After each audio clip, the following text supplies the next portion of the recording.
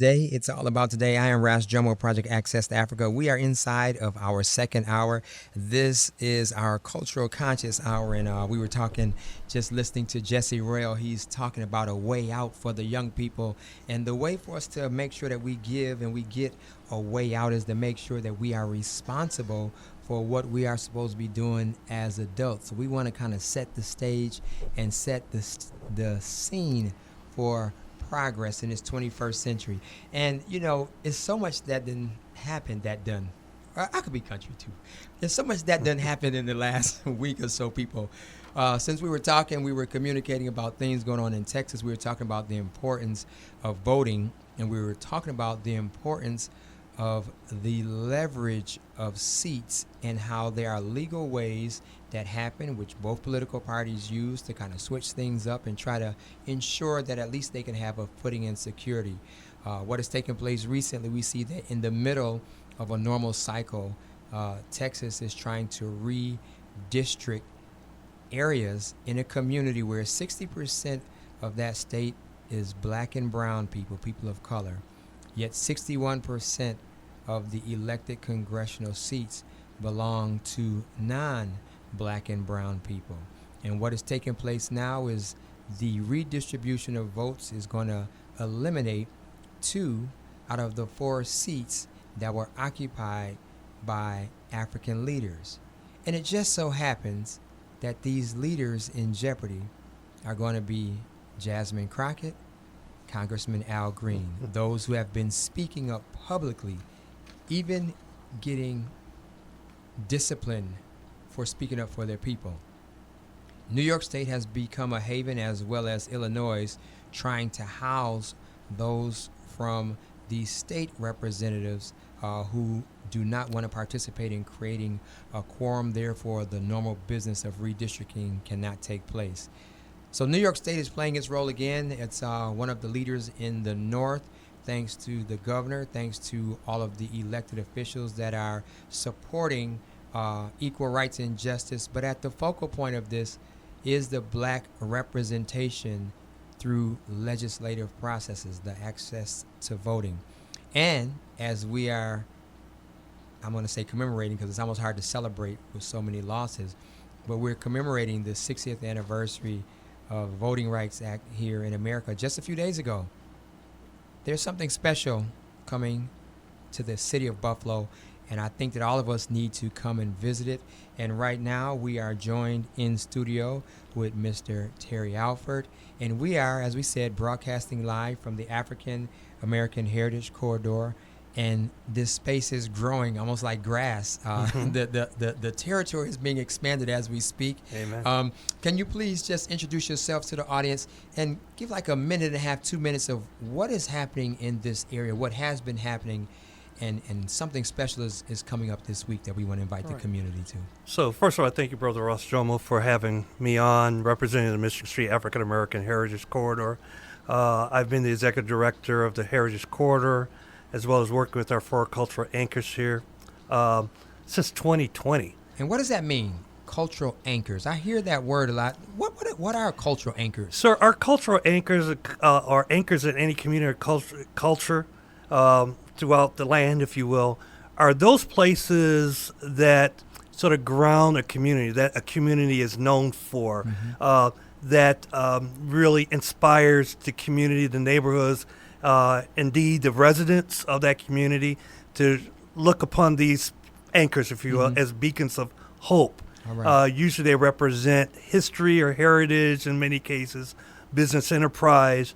We're lucky to have 4 of those in our Heritage Corridor, which represents 185 years of the African American experience in the city of Buffalo. Those include the Michigan Street Baptist Church. All right.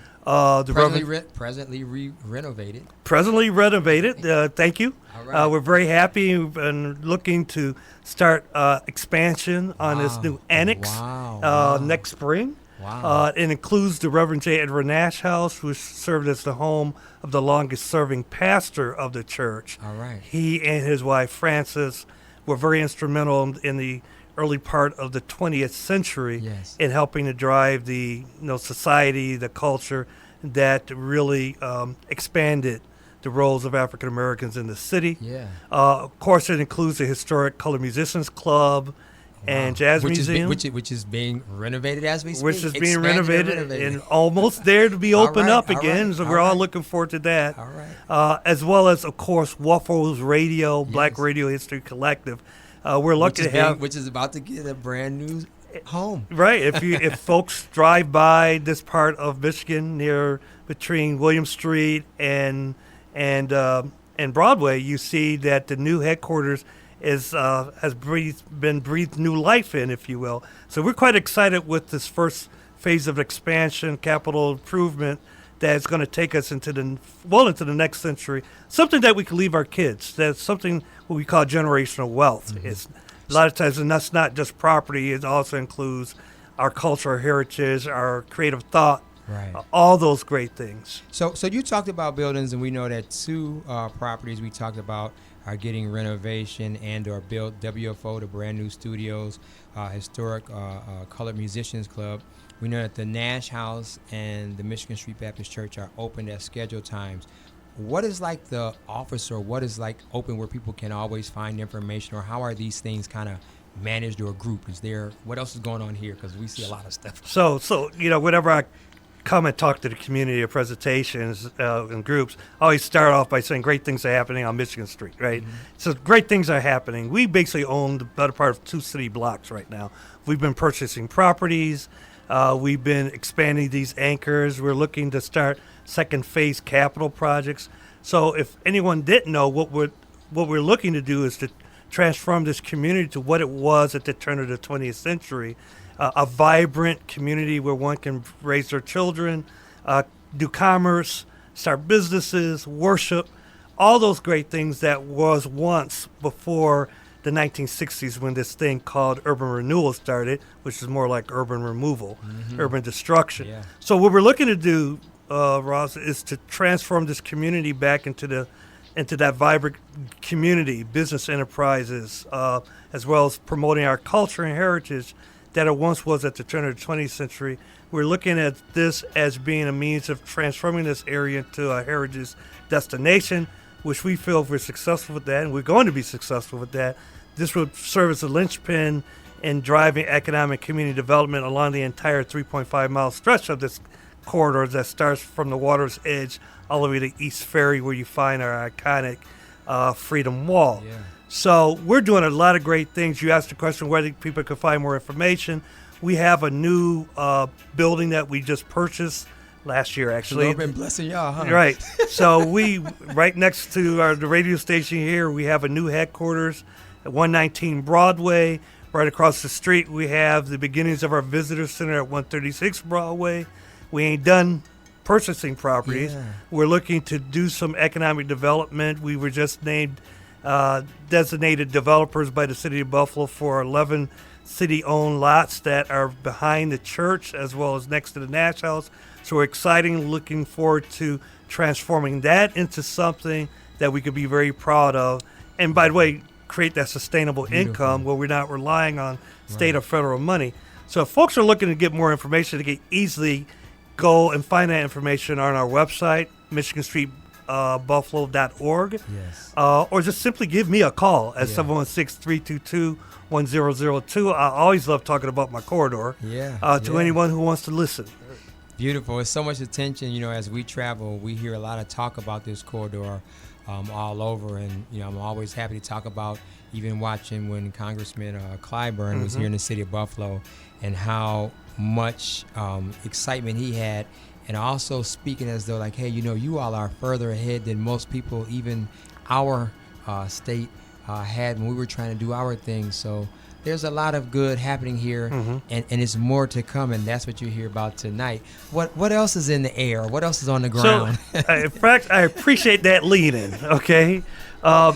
So as Brother Ross was talking about, there's a lot of things happening in our nation right now, and right now at the 250th celebration of the birth of this country, as they term it. There's this notion called democracy. And, right now that seems to be like the hot button issue. And it's always interesting being a student of history, how things always repeats itself. And one of the things that I always do when I talk to young people is you have to be informed. You have to know your history. You have to know others people's history. The more informed you are, the better decisions you can make in terms of making sure you don't make the same mistakes that we've made in the past. So we have a unique exhibit here that's arrived to Buffalo in our space just last week. Our Heritage Corridor is thrilled to present the New York State tour of the Smithsonian Institution's traveling exhibit, Service Museum, on Main Street program called Voices and Votes: Democracy in America. Wow, this is almost like magical timing. It's magical timing. I think in a couple of things. You know, we didn't talk about it on this hour yet, but part of this whole idea about us knowing and waking up to the time of now, we're doing that under the challenge of a federal government fighting against woke and knowing real history. And we're also fighting it at a time where just a few days ago, the challenge of democracy is on the forefront for the nation, starting off in Texas. We just talked about it before we started, and yet this exhibit comes right to the African American Heritage Corridor, where many of the plannings of Black America and its stability were taking place. Voices and Votes: Democracy in America. And you're saying that the Smithsonian has sent out this exhibit, and it is now here in the city of Buffalo. Right. And this exhibit isn't like, it doesn't go everywhere in the country. It goes to select cities. So your listeners know, this has been in the works for 2 years now. We've been working with the Smithsonian Institute to plan and to appropriately bring the exhibit to Buffalo. It was part of a collaboration with Museum Association of New York, Manny for short, which I used to be a board member of.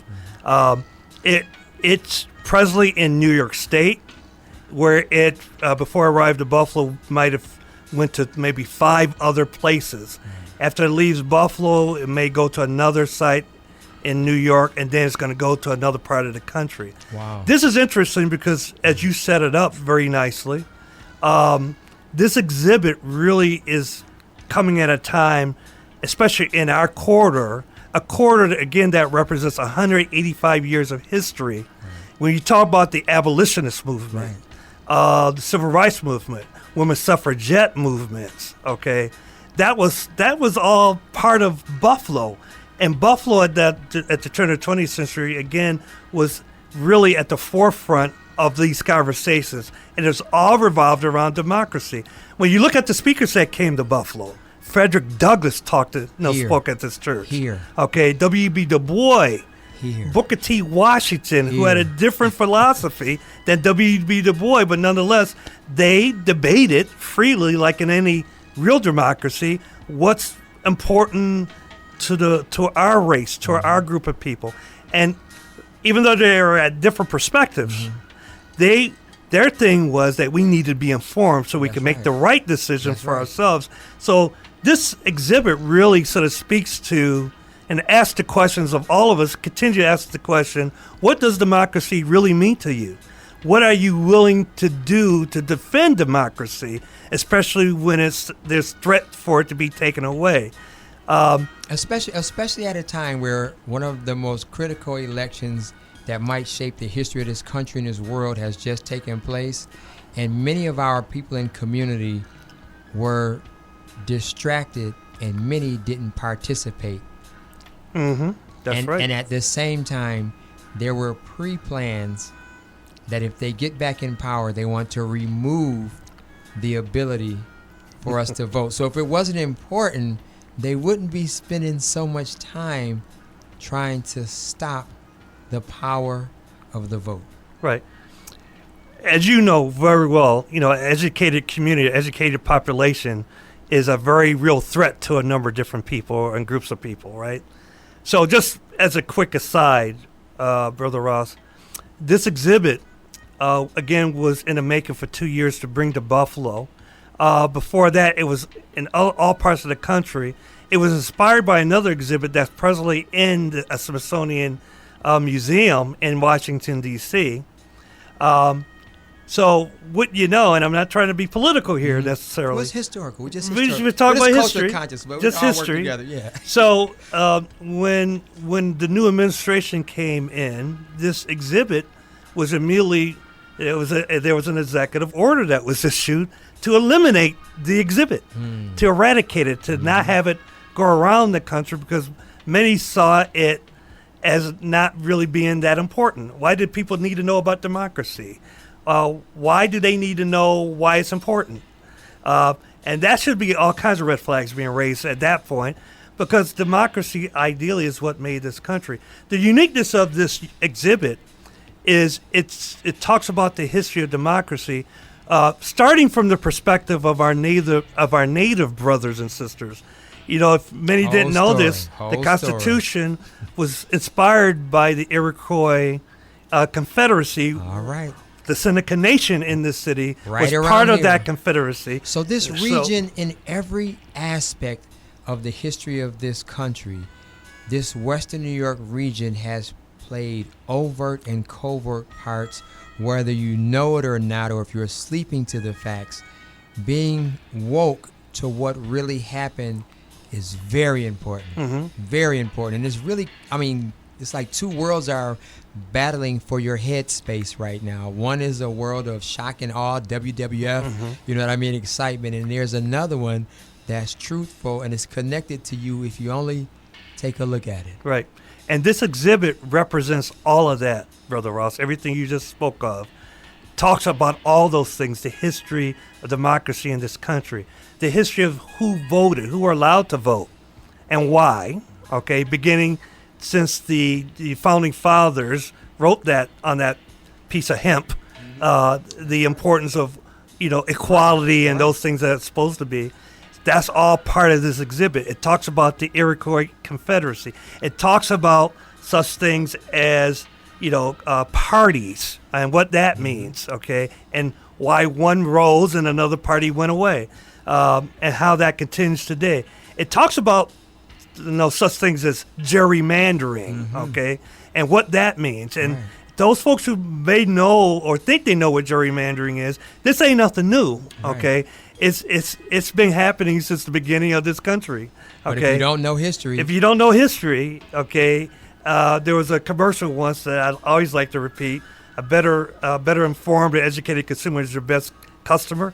Okay, well, that holds true too in all things, including history and heritage. Right. And the African American story is the American story, right? When you talk about America, as we talked earlier, America ain't perfect. It's never been perfect. Never going to be perfect. Right. But you know, one thing that we thought we had on a level playing field is this notion of democracy, which is rules of engagement. Just let's abide by these rules of engagement. So if you know how the game is played, right, and you know what the rules are, you know, they could change the rules, which seems to be happening which is all a around process. the country. It's supposed to be a legal process. Right. But now things are happening where they're trying to skirt around normal legal processes, and they're hoping that the people stay distracted.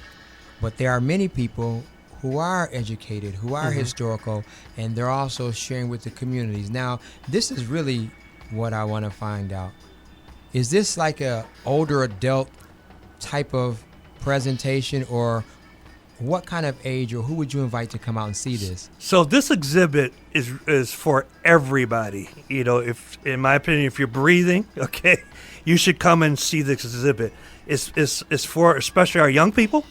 But it's also for our older people who may have forgotten what democracy means to them or is supposed to mean to them, okay? We're living in times right now where there's a lot of confusion, and people sort of forget where they came from, with their parents, their grandparents, what they fought for, you know, in many of the conflicts of wars that we as African Americans participated in. And I have to lift that up too. I have to lift up that we have to get down to the Naval Park at Marine Drive and right at the intersection to look at the only dedicated monument to African Americans that represent all of the wars that our community, our family members fought in since the inception, even the creation of this country. We have to know our part in this whole America so that we're not left out of the communication or responsibility. And we talked about those wars and conflicts that you eloquently just spoke about, but we also apply that to democracy, the voting process, as you called it. There's a process, but you have to be informed. And, throughout history of this country, African Americans or people of African descent has always been involved in trying to be part of the process, okay, improving upon the process. It seems like history has said this and shows that when we are victorious in learning the process and applying it, then the rules starts changing. The levels of playing field starts to tilt, right? And we need to understand that. Not get mad about it, because our forefathers and foremothers had to deal with many more challenges that we have to deal with right now, but they learned how to circumvent. They learned how to make those processes work for them. Many of them obviously spilled their blood, sweat, and tears in this, lost their lives over it. That's why it's important for young people, right, to older people, coming and seeing, enjoying, and experiencing this unique exhibit. The exhibit just doesn't, give out information. There's a lot of interactive opportunities too. So right here in the community, this exhibit has interactive activities inside within the exhibit itself. Yes. So like I encourage is it just looking at a piece of paper? It's not just looking at a piece of paper or panels on a wall. Okay, you have the opportunity to see old films, old videos. One of my favorite videos, of course, is from the '60s, civil rights movements. Okay, so they talk about the March of Washington with Martin Luther King, but they talk about all those things that happened before that. And it's interesting, we're going to take a break right after this. A 1 minute break, let you catch your breath. I'm going to let you get out of here because the night is still young. Yes. But I want our people to see and feel what is happening. I did get a chance to go and see it on Friday, parts of it. Great. And I think that we need to realize, for those of you who have never been to the National Museum of African American History in D.C., well, part of that living reality and part of that ambiance of being able to look, to touch, to hear, to see the sounds, to feel the energy, it's right here in the city of Buffalo. And when we return, we want to talk about the importance. This generation today actually have less rights than when Dr. King was alive. So we're going to take a quick break, a 1 minute break. You all stay tuned. I am Ras Jomo, Project Access to Africa. This is Power 96.5 WFO, and we are joined with Brother Terry Alford, and we are talking about this exhibit that is right here in the African American Heritage Corridor, Voices and Votes, Democracy in America. He's going to give you some times and how you all can come and check this exhibit out starting this week. All right, family. So we are here right now, and we're going to give you information on how you all can participate, how you all can bring your family, how you can walk down memory lane, relook at history, and also plant some seeds for what responsibility lies ahead for this generation on Earth right now. Brother Terry, we were talking about Voices and Votes, Democracy in America, this exhibit that is on tour around America, but having a base in New York State and right now in the city of Buffalo. Continue. Let us know what's happening, how we can get involved. So the Voices and Votes exhibit will be here from, we started opening up doors last Friday, but it's going to go right to September the 19th. If you are interested in seeing the exhibit, we'll be open from Mondays to Fridays from 11 a.m. to 3 p.m. every day, 11 a.m. to 3 p.m. The exhibit is on display at our headquarters, 119 Broadway, which is actually the corner of Broadway and Elm Street. So not the older building where the Tuesday activity, maybe we should mention that too, is, but it's another building. It's a new headquarters building. Right. This is our new headquarters. Right. So you'll see this beautiful mural called Community Hues on our building. Beautiful. That's our new headquarters and office building there.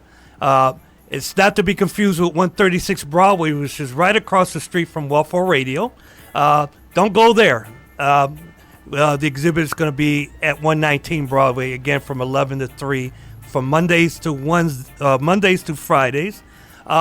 Those groups that might want to have special viewings, we can talk about that by just giving us a call at 716-322-1002. Again, that's 716-322-1002.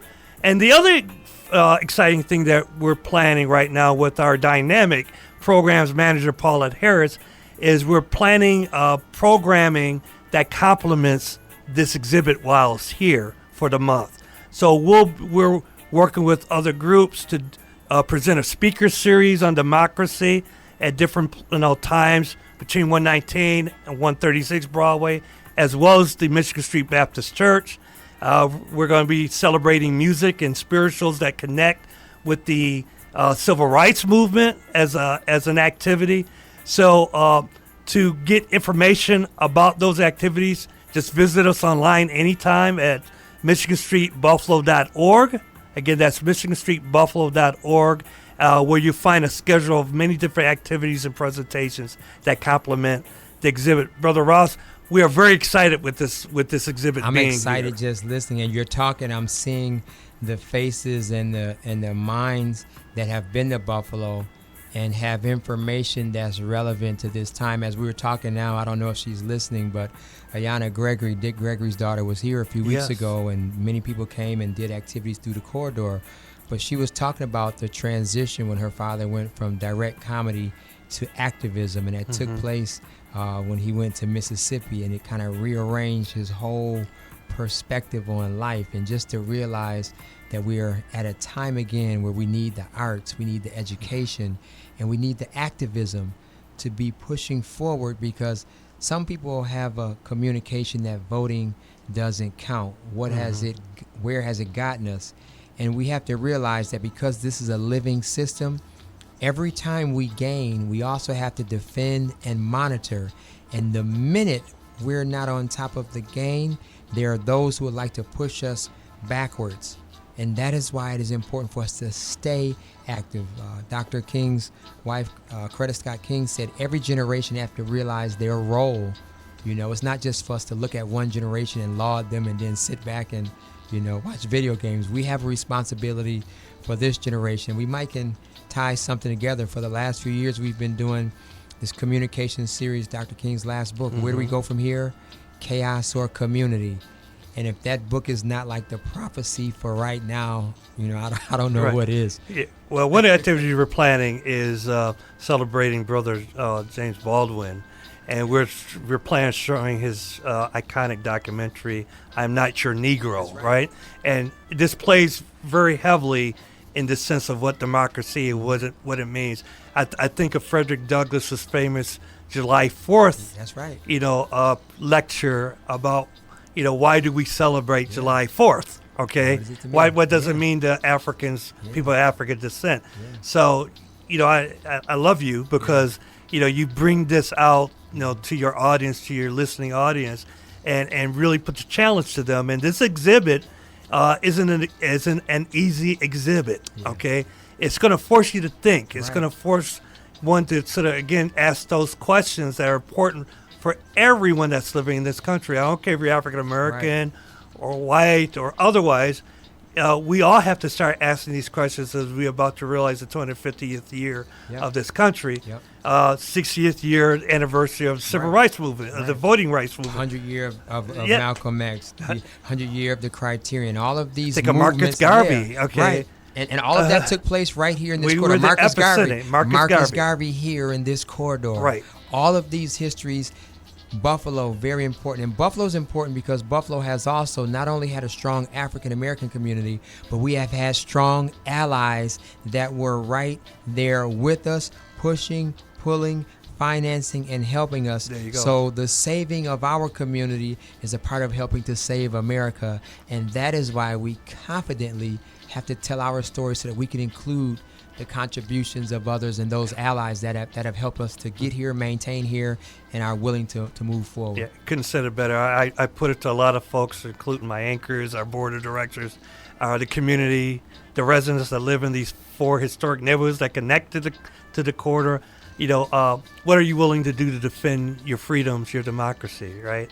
A lot of our people fought hard to get to us to where we More are than now. we know. And More than we know. And Yeah. we have less rights now than we had 20 years ago, And 30 many years ago. just a couple years ago, and many don't know that our rights are being eroded. So we have to stay vigilant. I say we have to stay vigilant. woke, and we have to keep our boots on the ground. It's kind of Amen. musically inclined, but it's real, We get it. We feel it. And by the way, this exhibit is open and free to the public. and it's free. And it's free. Free okay? 99. Yep. All the activities that complement it, free. Okay. So there's no excuse to not bring your children, or your family, or your students to All of the this. churches that All the have all the churches. daycare and they have like all of the activities, they should be given a call. Can you put that number out again if they can schedule something? Absolutely. 716-322-1002. So any group, church, school that may want a special,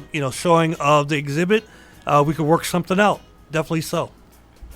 Family, Brother Terry Alford, this is why I love the city of Buffalo. So Buffalo-centric. We are broadcasting proudly from the African American Heritage Corridor, and we're going to continue with our Cultural Conscious Hour, other activities coming on in the city of Buffalo.